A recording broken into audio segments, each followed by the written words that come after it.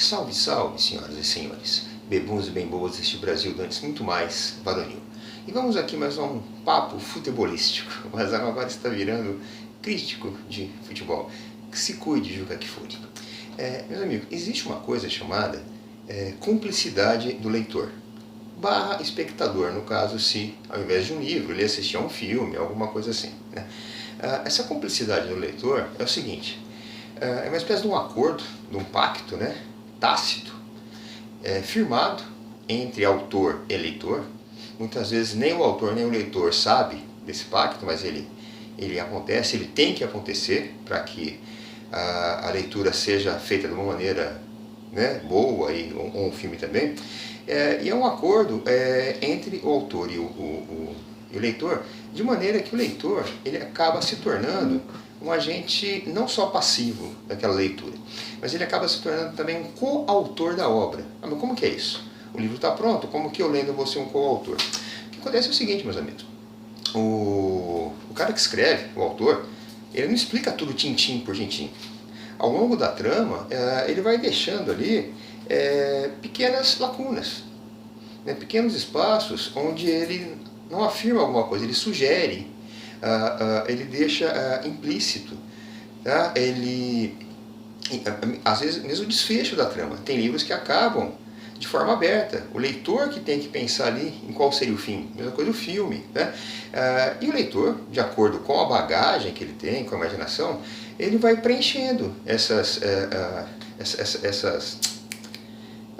lacunas, tá? Então por isso que eu leio um livro, eu entendo uma coisa, você pode entender outra. Mais que isso até, eu leio um livro hoje, se eu ler o mesmo livro daqui a 10 anos, pode ser que eu veja naquele livro coisas que eu não vi anteriormente. Mas como que eu vi coisas que eu não vi anteriormente? Eu não vi nem anteriormente e nem vi quando eu achei que vi, porque não está lá. É justamente o que não está lá que muda quando você lê esse livro de novo. Essas lacunas que o autor deixa, essas situações implícitas, essas coisas sugeridas, que você vai preenchendo ao longo do ano. E você preenche de maneira diferente, de acordo com a sua vida. Então você vê um filme hoje, vê ele daqui a 10 anos, você entende de outra maneira. Mas é o mesmo filme, né? O que você viu nele agora não está lá.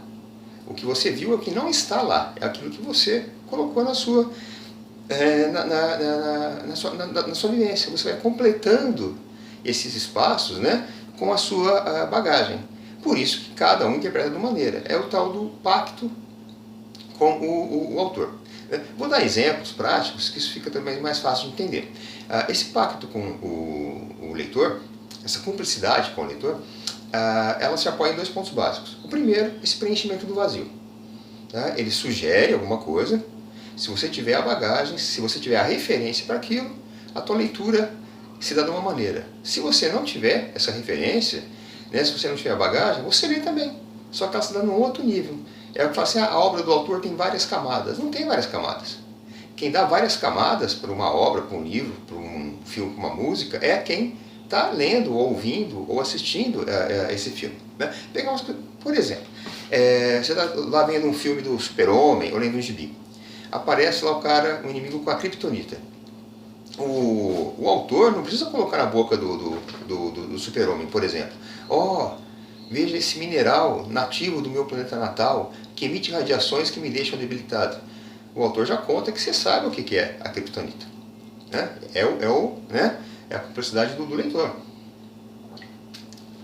Ou então, quando o James Gordon vai chamar o Batman, que ele liga o bate-sinal, ele não precisa falar lá para o assistente: estou indo a cobertura do prédio da delegacia, ligar aquele projetor que emite uma luz com o símbolo do morcego para chamar o Batman. Ele não precisa, você já sabe, a partir do momento que ligou aquilo. Né? Então, o autor ele conta com essa complexidade, ele não precisa explicar tudo, ele deixa essas pequenas lacunas. Se um cara nunca viu um filme do Super-Homem, o que é complicado, né? Ou nunca viu gibi, aquela criptonita ele realmente ele não vai entender direito, ele vai demorar para entender. Só quando o Super-Homem começar a ficar fraco, aquela coisa que ele vai entender. Ao passo de quem, né? Então, são esses processos. A mesma coisa, a referência. Às vezes, dentro de uma obra, o autor ele faz referência a outros, né? Às vezes é de maneira irônica. Se eu tenho aquela referência, Beleza, se eu não tenho, eu vou ler do mesmo jeito, só que eu vou entender a obra num outro nível. Por exemplo, eu mesmo aqui, nesses videozinhos que eu gravo. O anterior que eu gravei anteriormente, quando a Noruega ganhou, o título era Vou-me embora para Valhalla, lá sou amigo de Odin. É uma clara referência, né, ao poema do Manuel Bandeira, Vou-me embora para Pasárgada. Né? Quem conhece, já de cara, pode achar aquilo engraçado, ó, é uma referência legal e tudo. Quem não conhece, vai assistir o vídeo da mesma maneira. Então, eu não expliquei que esse Vou-me embora para Valhalla, lá sou amigo de Odin, é uma referência ao Pasárgada do Bandeira. Eu não expliquei. Está lá implícito. Eu conto com que a pessoa que me veja tenha aí um conhecimento prévio para completar essa lacuna que eu deixei. Né? Então, o primeiro ponto é esse. Né? E também a imaginação. Muitas vezes um filme, um livro, não precisa descrever uma cena completa. Um filme de terror, por exemplo. O cara está sendo perseguido por um monstro, lá, um zumbi, alguma coisa assim. Chega uma hora que aquele monstro encurrala o cara. Ele não tem como escapar. O autor lá, ele não precisa descrever palavra por palavra a cena sanguinolenta que vai acontecer depois, ou filmar isso com efeitos especiais. Ele pode simplesmente encerrar o capítulo ali, ou no filme o cara escurece a cena, corta e você imagina o que aconteceu. Né? Cada um aí vai imaginar a sua cena. Né? Para cada um vai ser um filme diferente, ou uma leitura diferente. É a tal da cumplicidade do leitor e essa parte do preenchimento do vazio. O autor conta com isso. E uma outra que eu acho mais interessante, um outro ponto, que é a supressão da crença. O que é isso? É você entrar de cabeça, sem questionar, no universo fictício daquele autor. É você não querer analisar o que acontece naquele universo fictício de acordo com as leis, sei lá, da física, da realidade. Né? Voltando ao Super-Homem, por exemplo. A homem que voa. Mas de onde vem aquela propulsão dele? Quando ele para um avião no ar, onde ele está se apoiando para conseguir parar aquele avião? Né? Você não vai ficar procurando na tela os cabos de aço que fazem aquele cara. Senão, meu amigo, perdeu a graça do filme. Então o autor ele conta com essa ajuda sua, essa supressão da descrença. Você simplesmente assume que um homem pode voar e o negócio vai. Mesma coisa do Super-Homem ainda, o óculos. Ele bota um óculos, penteia o cabelo diferente e ninguém sabe que o Clark Kent é o Super-Homem. Claro, que é impossível. Suprima a sua descrença. Aceite que aquilo lá, naquele universo, é possível. Teve uma cena do primeiro filme do Superman no cinema, né? Do primeiro assim, né? Da época mais moderna, de 78 ou 7, do Christopher Reeve. Uma cena onde a Lois Lane despenca lá de cima do prédio do planeta diário, ela vem caindo a uma aceleração próxima a 10 metros por segundo ao quadrado, o que significa que a cada segundo de queda a velocidade aumenta 10 metros por segundo. Né? 10 metros por segundo são 36 km por hora. Então a cada um segundo ela aumenta a velocidade em 36 por hora. Quer dizer, em 2 segundos ela está quase a 80. Né? E ela vem caindo e o Super-Homem pega e sobe em direção a ela, numa velocidade maior até do que aquela que ela está caindo. Quando eles se encontram, a velocidade dela somada com a dele, o impacto que vai dar ali seria melhor se ela batesse no chão, na física real nossa. Né? Só que, no entanto, ele sobe, o impacto não acontece, ele fica amortecido, é a gata, e salva ela. Na verdade, o quadro seria o quê? Ela está caindo, ele vem assim, faz uma parábola, desacelera e volta. Né? Mas é a supressão da descrença. Você aceita que ali isso é possível. Na Star Trek, por exemplo, nesses filmes de ficção, a Enterprise entra lá numa dobra espacial. Né? Existem essas dobras espaciais, esses buracos de minhoca? Dizem que existe, né? Aliás, hoje já... aliás, eu vou falar dele já já. Por isso que eu estou falando essa encebação aqui. Só que dizem que existem esses buracos de minhoca, provado matematicamente pelo menos.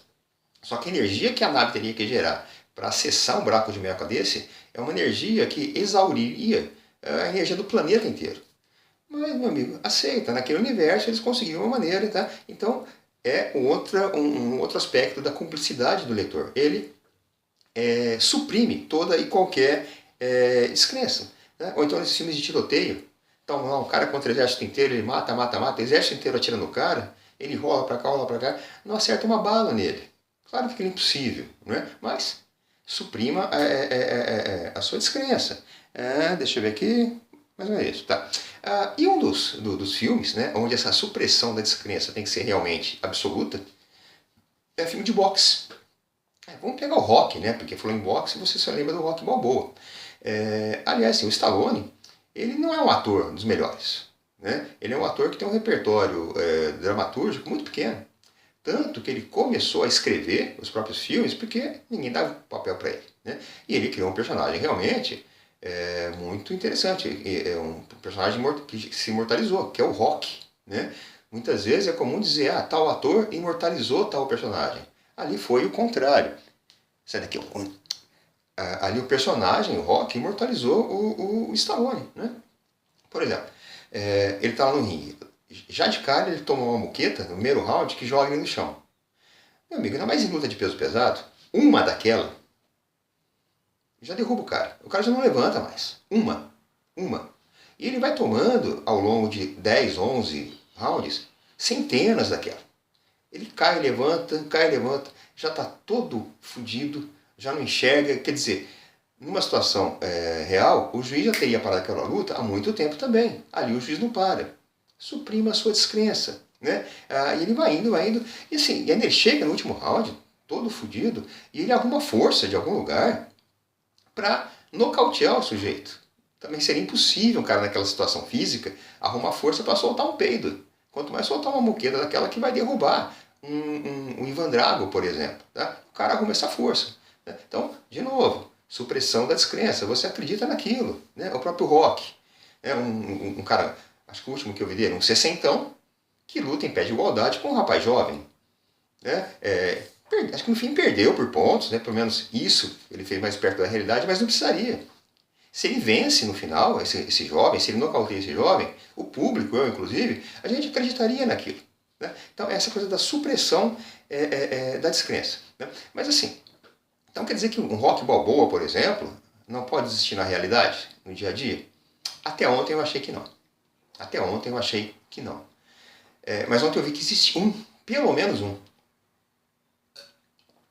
E num esporte que nem é de meu apreço, no futebol. Meus amigos, aquele jogo da Argentina e Egito, aquilo foi uma luta do Rock Balboa. A Argentina apanhou do começo ao fim. No começo, assim, aqueles negocinhos assim, estava meio chato o jogo. Mas aí, acho que com 80 minutos de jogo, ela tomou o segundo gol.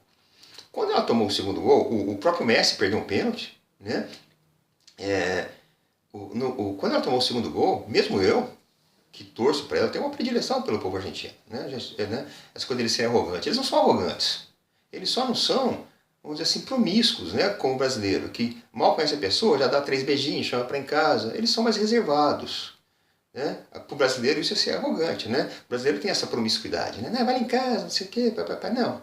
Né? Ele é mais reservado. Eu estive lá, né? Nunca ninguém me destratou lá, seja numa loja que eu fui, num restaurante, em algum bar, nunca fui destratado. Só que os caras têm essa distância profissional até, vamos dizer. Né?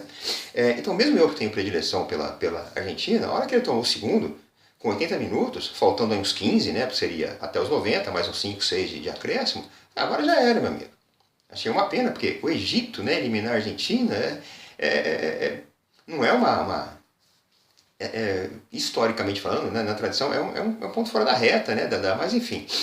E, meu amigo, acho que esse segundo gol foi ali, aquele corte assim no supercílio que fez sangrar a coisa, fazer o Messi sentir ali o cheiro do sangue, né, e despertar a fera, cara. Né? Esse segundo golpe do Egito, o segundo gol do Egito, eu acho que foi assim, aquele soco, aquele golpe baixo dado de má fé pelo adversário, que desperta a ira do outro. Esse Messi, cara, em 10 minutos, 12, ele tirou a Argentina do 2-0 e levou ela à vitória por 3-2. Ele. O segundo gol da Argentina do empate foi dele, saiu do chute dele, e os outros dois foram por intermédio dele. Ele fez os passes, ele armou a jogada. né? Esse cara é o Rocky Balboa, bicho. Ele apanhou, apanhou, apanhou, apanhou. No último round ele foi lá e nocauteou o adversário. Ele estava todo fodido. O cara tem 40 anos. Correu o jogo inteiro, né? Então, assim, esse cara, ele foi o Rocky Balboa, cara. Eu não tenho uma galeria de ídolos, de heróis, acho isso besteira. Mas eu tenho uma galeria de admiráveis, né? De pessoas de talentos admiráveis. E o Messi, cara, entrou para essa galeria minha ontem, né? É o primeiro, e quiçá talvez o único e último admirável da minha galeria que vem do futebol, né? O que esse cara fez ontem realmente, cara, é de deixar arrepiado, né? Realmente, foi uma luta do Rocky Balboa. O cara estava fudido, o cara estava na lona, ele levantou, foi para cima e nocauteou o inimigo, tá? Que até então não havia sofrido sequer um cortezinho, sequer um hematoma, nada. Ele foi, em 15 minutos, ele nocauteou um inimigo que vinha castigando ele o tempo inteiro, tá? Aquilo ali que eu vi ontem, meu amigo, aquilo ali é jogar futebol. Aí vem o cara me falar do Neymarzinho. Puta que pariu. Não existe parâmetro de comparação. O brilho que esse Messi tem, né? A vontade, né? Aquilo ali, ele olha para a camisa, ele está vendo ali o país dele, ele gosta do país dele. O outro olha para a camisa e vê o patrocinador, vê os milhões que estão caindo ali, né? Então, cara, a coisa mais absurda do mundo é querer comparar o Neymar, aquele troço, com um Messi desse. Cara, sinceramente, não sou de ver reprise, não vou ver reprise desse jogo, mas vai ficar gravado, acho que para sempre isso ali. Mesmo eu, repito, acho que mesmo o povo argentino, quando tomou o segundo ali, faltando 10 minutos, né, fora os acréscimos, falou assim, já era, vamos pegar a Marinho para casa. Não, bicho. O Rocky levantou, amarrou as luvas, foi para cima do sujeito e nocauteou ali o Tutankhamon, meu amigo, né? O Messi é o Rocky Balboa da vida real. Olha, impressionante, impressionante. Tá? E é isso, por isso que eu estou até com o meu canecão da Argentina aqui, em homenagem a esse sujeito. Tá? Com 40 anos, o cara fez o que fez. Até mais, meus amigos.